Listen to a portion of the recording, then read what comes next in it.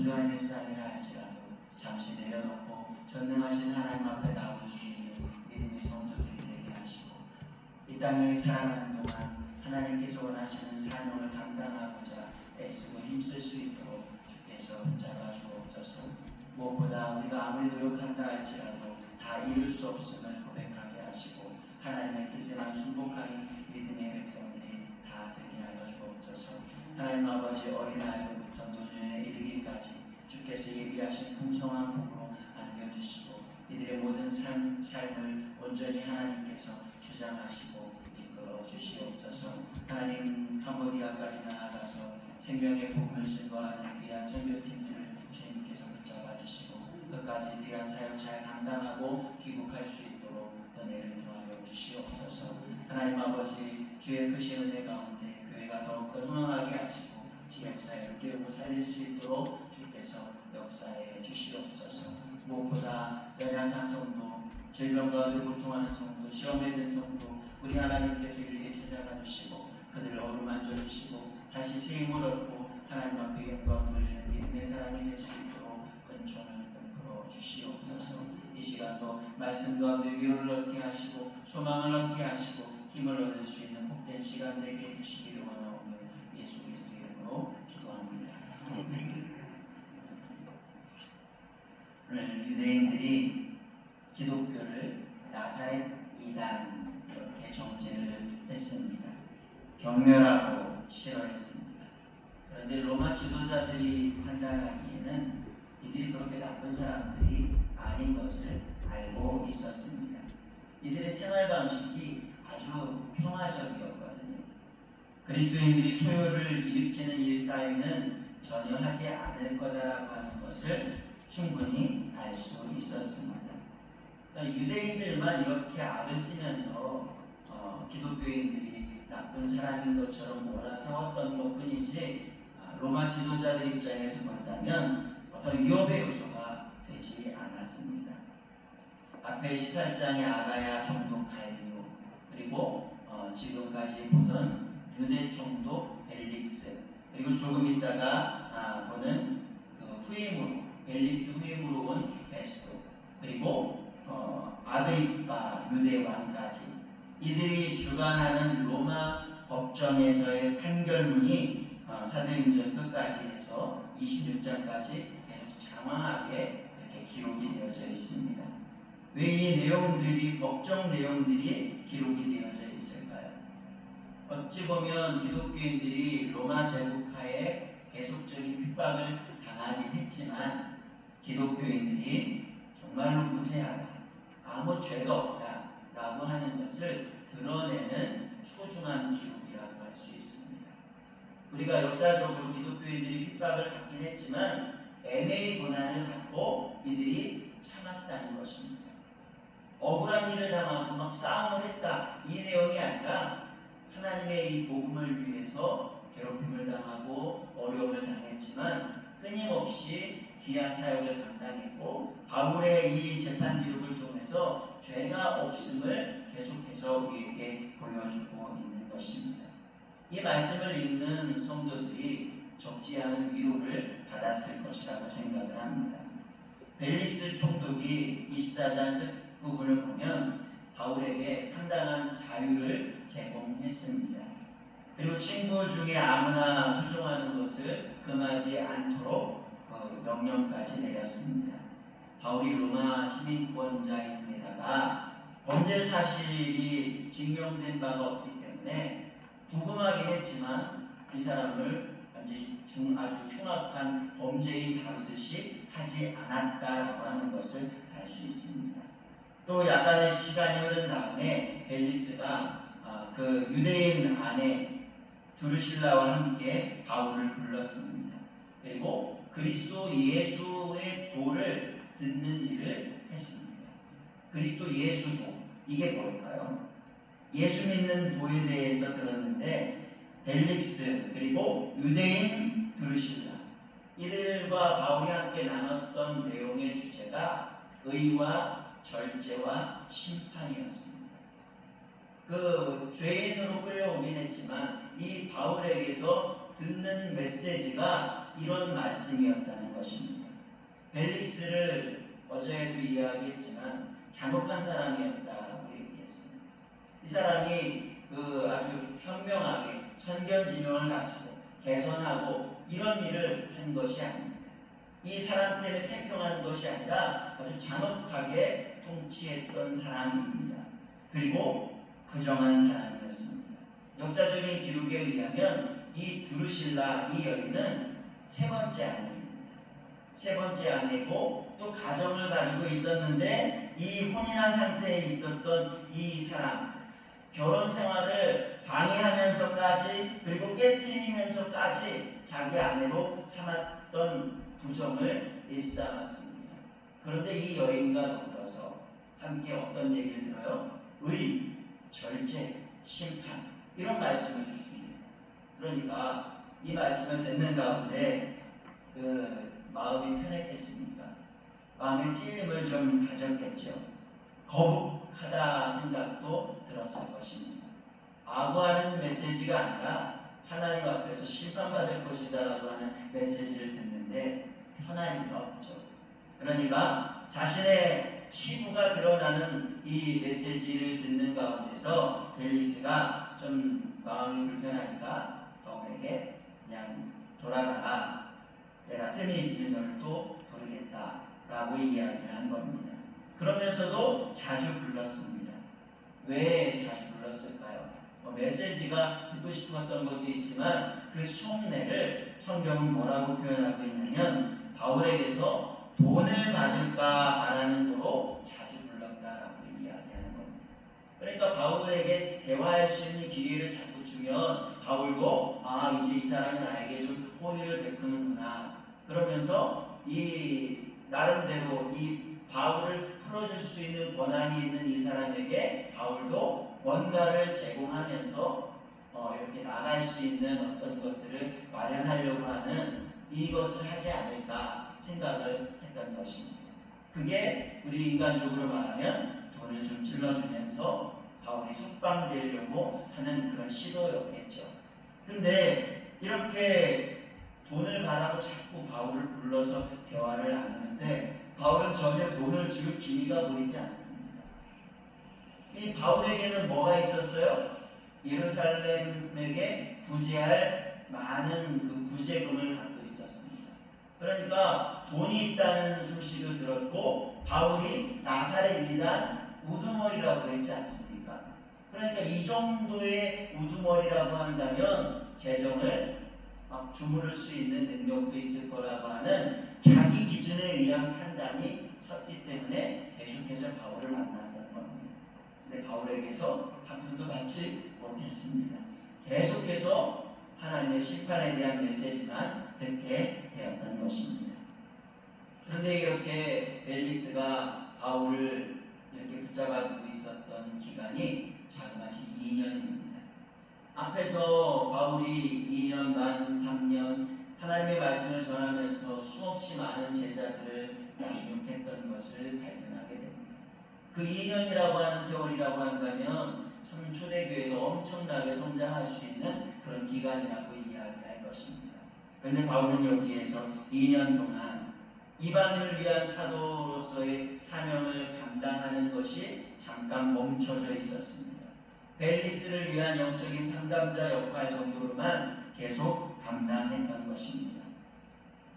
이 바울의 메시지를 정기적으로 이렇게 들으면서도 벨릭스가 변화되고 구원받고 예수님이 제자가 되었다라고 하는 이야기는 찾아볼 수가 없습니다. 위대한 사도 바울을 통해서 이렇게까지 2년 동안 메시지를 들었는데도 어떻게 변화되지 않을까? 참 이것이 신기한 노릇입니다. 돈을 사랑하니 일만하게 뿌리가 된다라고 하는 것처럼 그 의도가 선하지 못했고 하나님의 말씀을 깊이 있게 받아들이고 변화되기 위한 것보다 바울을 향한 다른 꿍꿍이를 가지고 계속 만나다 보니까 그 마음이 온전히 열리지 않았고 변화되지 않았다라고 할 수 있을 것입니다. 오늘날 많은 사람들이 교회에 다닙니다. 오늘도 주일이기 때문에 얼마나 많은 사람들이 각각의 지 교회로 수없이 예배를 드리고 또 설교를 듣지만 예배당에 빠져나갈 때는 올 때 가지고 있었던 모든 염려와 근심을 가져갈 뿐만 아니라 의심까지도 고스란히 들고 나가는 것처럼 보일 때가 너무나도 많습니다. 의심을 하나를 들고 왔다 할지라도 주의 말씀 앞에 자신의 의심을 내려놓고 회개하고 변화되어져서 진정으로 그리스도의 삶을 살아가야 되는 것이 마땅한데, 교회는 왔지만 설교는 듣지만 삶의 변화가 없는 교인들이 오늘날에도 너무 많습니다. 교회는 많은데 진정한 성도가 없습니다. 성도 그리고 직분자의 이름으로 불리워지고는 있지만 진리대로 살지 않고 하나님의 부르심 받은 대로 살지 않는 사람들이 너무나도 많다는 이야기입니다. 데이비스처럼 진리에 대해서 좀 관심은 있는지 모르겠습니다. 그런데 진리를 제대로 믿지 않는 사람이 너무나도 많이 있습니다. 정말 두렵고 무서운 말씀입니다. 한 영혼이 변화되어지는 거 사도행전에 보면 너무나도 쉬워 보입니다. 말씀만 전하면 회개하고 제자가 되어지고 초대교회가 계속해서 흥황하는 것을 우리가 발견합니다. 그런데 귀한 사역을 감당하는 이 바울을 통해서 이 한 사람은 이렇게까지 변화되지 않는 모습을 본다면 바울의 능력으로 사람을 바꾸는 것이 결코 아니라고 하는 것을 더 알게 되어집니다. 다만 수없이 많은 사람들 가운데 여러분 자신이 예수님을 믿고 구원받고 주님을 찬양하게 되었다라고 하는 그 사실이 가장 기쁘고 감사하다라고 말할 수 있을 겁니다. 오늘 이렇게 그 유대 총독 벨릭스가 이렇게까지 바울과 함께 있었지만 변화되지 않았습니다. 그리고 이제 그 후임으로 온 베스도가 바울을 만납니다. 부임한 지 한 3일 후에 유대 지도자들, 대제사장을 만나기 위해서 예루살렘으로 올라갔습니다. 새롭게 그 유대 총독으로 부임을 했으니까 유대인들 지도자들을 만나러 가는 것은 어찌 보면 당연한 일이라고 할 수 있을 겁니다. 이 사람들과 좋은 관계를 맺고 있는 것이 총독으로서 아주 직무를 수행하기에 유리하다는 판단이 있기 때문에 여기까지 나아가게 된 것입니다. 그런데 이때를 맞이해서 유대 총독이 새로 부임해서 유대 지역까지 예루살렘까지 오니까 유대 지도자들은 때는 이때다 하면서 또 뭘 얘기합니까?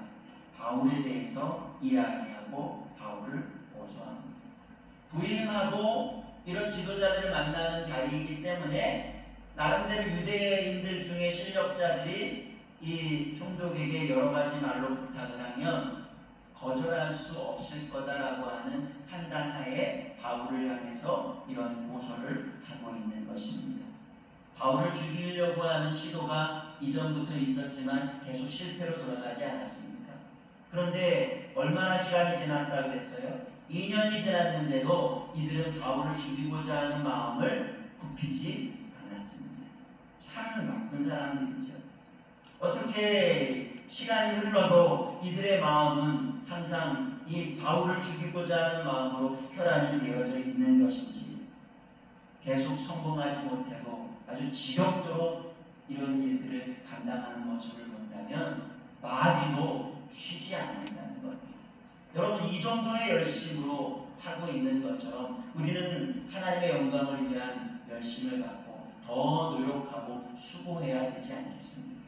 한 영혼 죽이려고도 이렇게 노력하는데 우리는 왜 사람을 살리기 위해서 노력하지 않는지 우리 자신을 한번 돌아볼 수 있기를 바랍니다.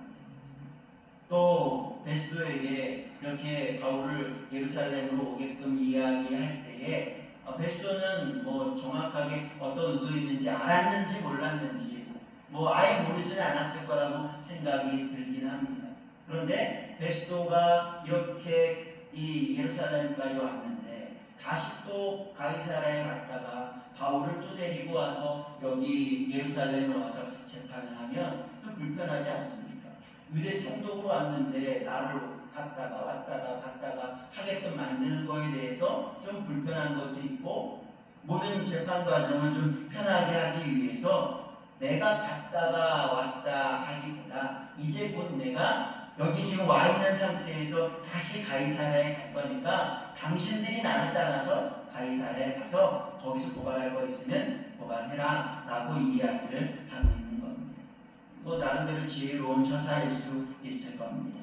무엇보다 로마법의 관점에서 바울이 심각한 죄를 범한 것이 아니기 때문에 이렇게 벨리스도 바울을 도왔던 것처럼 이 베스도도 바울을 돕는 자의 역할로 하나님께서 사용하시는 것이겠구나라고 생각을 해볼 수 있습니다.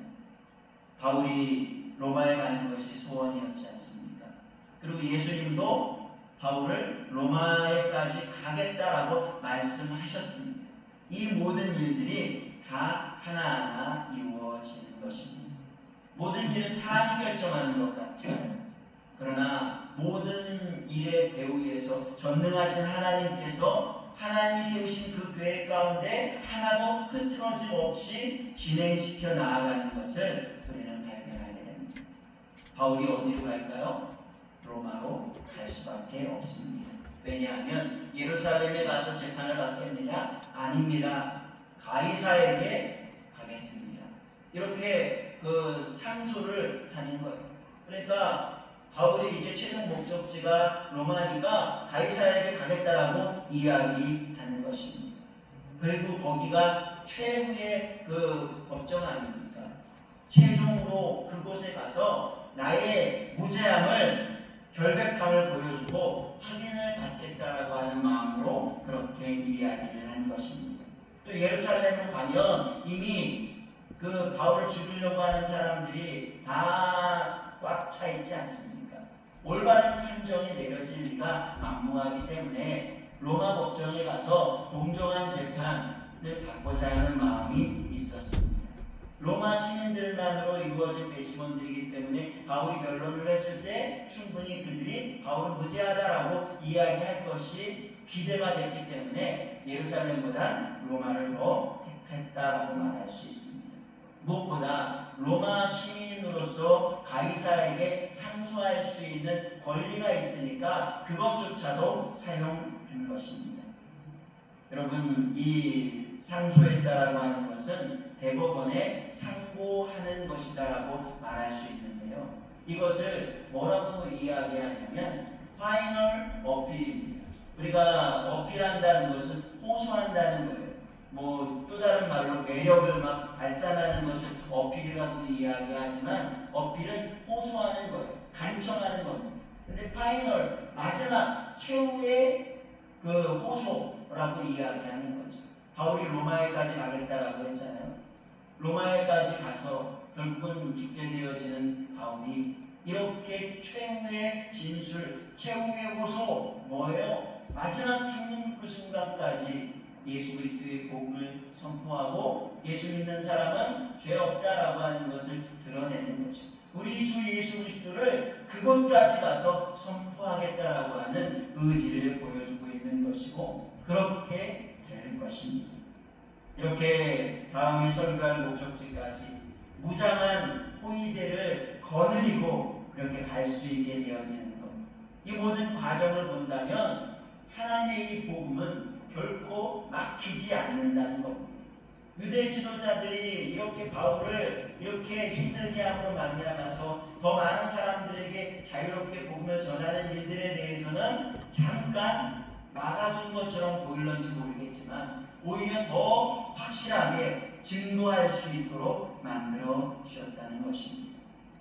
아무리 막아도 복음은 막히지 않습니다. 우리 주님이 다시 오실 그날을 기다리는 이때에 우리 더욱더 믿음 가지고 하나님께서 우리 택한 믿음의 사람들을 통해서 어떻게 수많은 사람들을 구원해 내실지 기대하시면서 하나님 앞에 아름답게 쓰임받는 그리고 하나님께 영광을 돌리는 우리 모두가 되어지기를 예수님의 이름으로 축복합니다.